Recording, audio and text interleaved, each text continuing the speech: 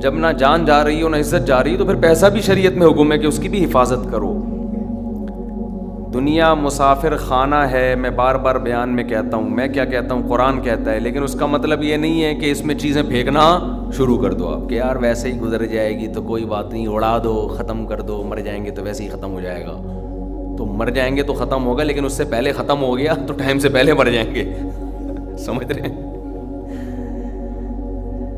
اعتدال ہے نا اسلام میں، نہ ان چیزوں سے دل لگاؤ.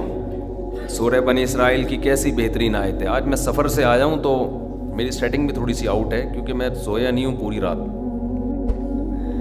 تو قرآن کے الفاظ دیکھیں، لا تجعل یدک مغلولۃ الی عنقک، نہ تو اتنے کنجوس بن جاؤ کہ اپنے ہاتھوں کو گردن سے باندھ لو، ولا تبسطها کل البسط، اور نہ اپنے دونوں ہاتھوں کو ایسے پھیلا کے اڑانا شروع کر دو. وابتغ بین ذلک سبیلا، ان دونوں کے درمیان اعتدال والا راستہ اختیار کرو. اچھا، ہر آدمی کہتا ہے میں اعتدال سے چل رہا ہوں، کہ نہ میں اتنا ایسے اڑا رہا ہوں اور نہ میں کنجوس ہوں، کیونکہ میں نے اس دن میری گاڑی کا شیشہ ایک بندے نے صاف کیا تھا، میں نے اس کو 10 روپے دیے تھے، میں تو بالکل بھی کنجوس نہیں ہوں.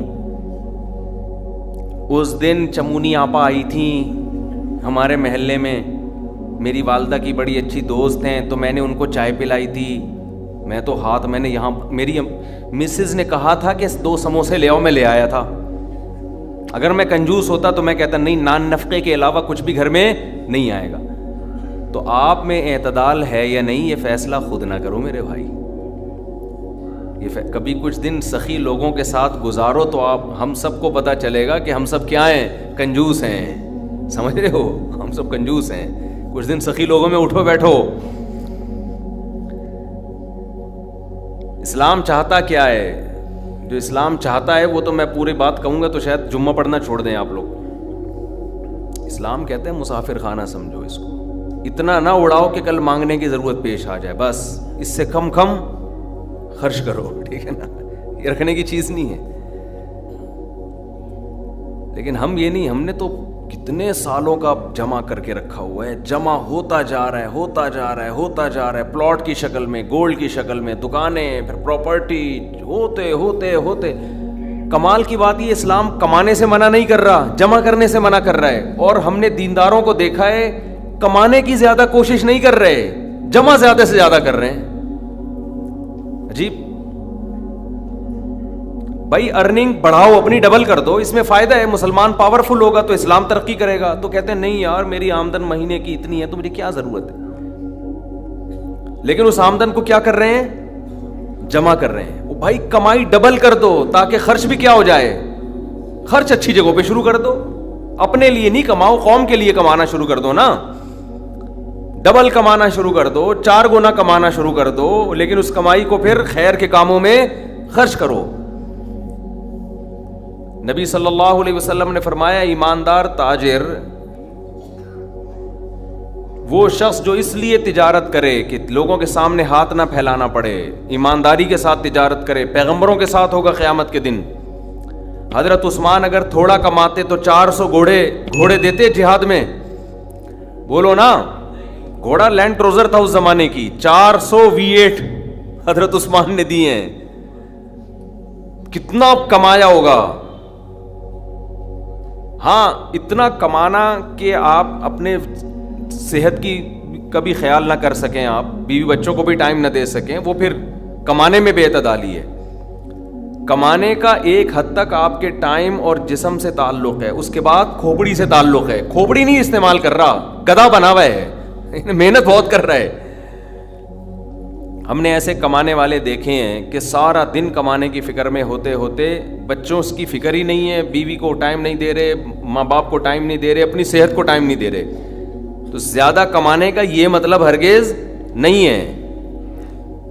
زیادہ کمانے کا مطلب یہ ہے کہ کمانے میں ٹائم تو آپ نے اتنا ہی دینا ہے جتنا آپ کی صحت اجازت دیتی ہے. نماز کا ٹائم نکلے، تہجد کا ٹائم نکل جائے، تسبیحات تلاوت کا ٹائم نکلے اس میں آپ کے لیے، کچھ اللہ کا ٹائم بھی نکلے، کچھ دین کی تبلیغ کا ٹائم بھی نکلے، کچھ پڑھائی کا ٹائم بھی نکلے. ویڈیو نہیں بنائے بھائی، یہاں لکھا ہوا ہے نا، کچھ پڑھائی کا ٹائم بھی نکلے. یہ تمام چیزوں کا ٹائم نکلنے کے ساتھ ساتھ پھر کمانے کو ٹائم دینا ہے. اس میں پھر جب اتنا ٹائم دے کے پھر پلاننگ کر کے اس کو بڑھانے کی کوشش کرنی ہے, یعنی ارننگ کو بڑھانے کی کوشش کرنا ہے. یہ نہیں کہ آپ نے ٹائم زیادہ دینا شروع کر دیا. اس میں ٹائم زیادہ دینے سے تو آپ کی صحت کو نقصان ہوگا نا. ارے 5 نمازیں تو پڑھنی پڑیں گی نا ٹائم پہ.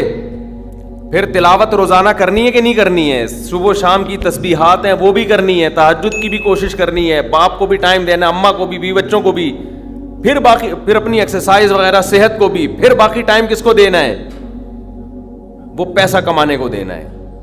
پھر اس پیسہ کمانے کے کو جتنا ٹائم آپ نے دے دیا تو اس میں آپ کہہ سکتے ہیں کہ پھر ہم اس کو بڑھائیں کیسے. ہم تو 8 گھنٹے کمانے کو دے رہے ہیں, اب اس میں کیسے بڑھائیں ہم.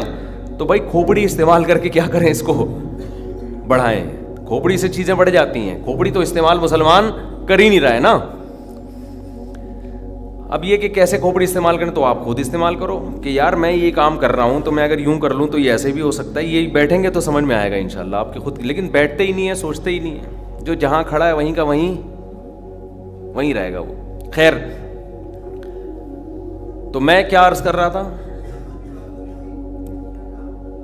وہ تو بات ختم ہو گیا. آپ لیٹ آئے نا, اصل بات کچھ اور شروع ہوئی. اچھا خیر, جلدی سے بات کو میں لے کے آتا ہوں. تو اعتدال جو ہے نا, سخاوت, سخی لوگوں میں آپ اٹھیں گے بیٹھیں گے تو پتہ چلے گا کہ اعتدال کسے کہتے ہیں. عربوں میں بڑی سخاوت ہے, ہم نے علماء میں بڑی سخاوت دیکھی ہے.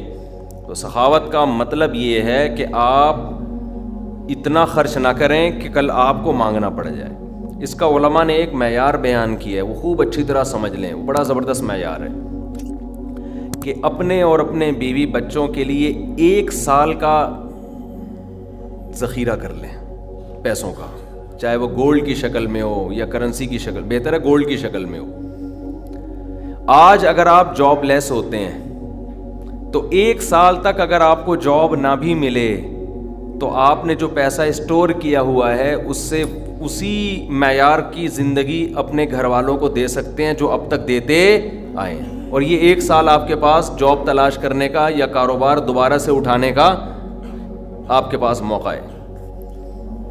1 سال سے زیادہ کی پھر کوئی انتہا نہیں ہے. لوگ کیا کرتے ہیں, جمع کر رہے ہیں کہ کل اگر جاب چلی گئی, کل اگر کاروبار ٹھپ ہو گیا تو بھائی کل کیا, پھر تو خبر تک کا رکھو سنبھال کے, وہ تو پھر ٹینشن سے ہی دنیا سے جاؤ گے. تو کچھ اللہ پہ توکل کرو نا اس معاملے میں. اللہ ہمارے بس میں یہ تھا, 1 سال ایک خاص مقدار ہوتی ہے, اس میں 4 موسم آ جاتے ہیں. بھائی کاروبار آپ کا نہیں چلا,